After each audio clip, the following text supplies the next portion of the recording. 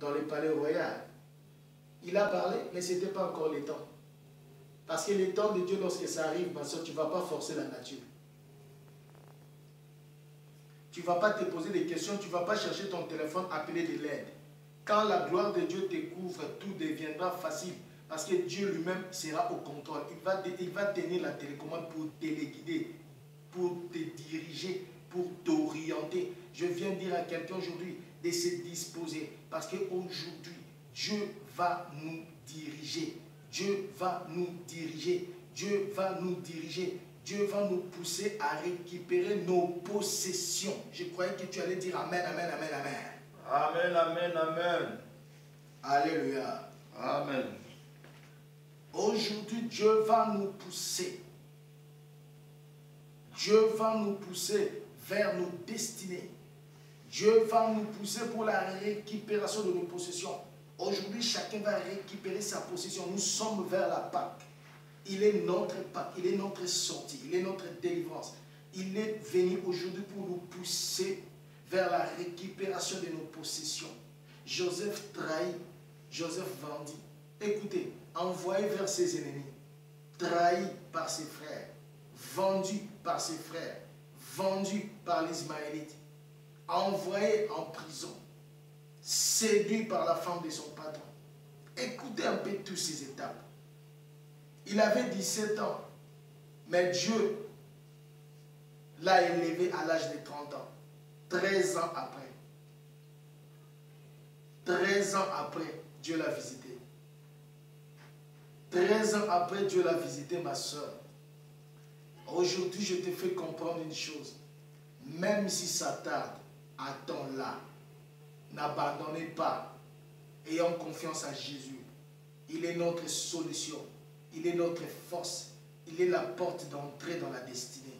Et aujourd'hui, ma soeur, c'est ce que Dieu m'a poussé à te parler. C'est ce que Dieu m'a dit pour partager avec toi. C'est ce que Dieu m'a poussé à te dire ce soir, que nous devons attendre. Nous devons patienter.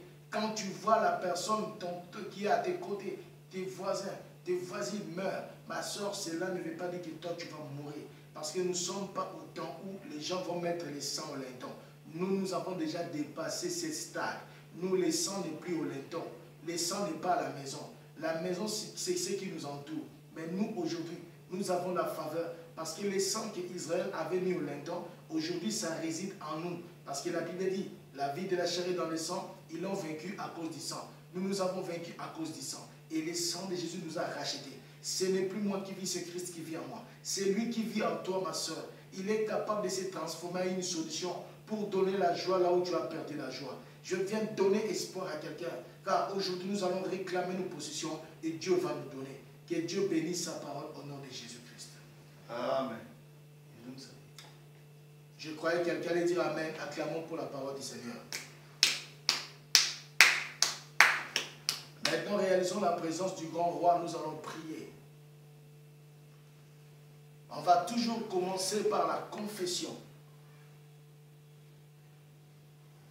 On va commencer par la confession. Chacun de nous va commencer d'abord par implorer la miséricorde de Dieu. Chacun va dire à Dieu, Seigneur, chacun va dire à son Créateur, j'implore ta miséricorde, pardonne mes péchés, pardonne mes erreurs. À cause de la durée de la prophétie de Dieu, tu as peut-être abandonné. À cause de la durée de la prophétie, tu as commencé à murmurer. Ma soeur, lorsque Israël a murmuré, Dieu avait frappé ses peuples. Lorsqu'ils ont murmuré dans le désert, Dieu les avait frappés. Ma soeur, ne sois pas parmi ceux-là qui seront frappés, parce que la promesse de Dieu est avec toi. La promesse de Dieu est inébranlable. Personne ne peut détruire cette promesse. Parce que c'est quelque chose, lorsque Dieu dit, c'est déjà écrit. Donc nul ne peut effacer ce que Dieu a écrit dans ta vie. Alors implorons d'abord sa miséricorde au nom de Jésus. Prions le Seigneur. Le roi des rois, le Seigneur d'Israël, je viens auprès de toi, Seigneur, implorer ta miséricorde.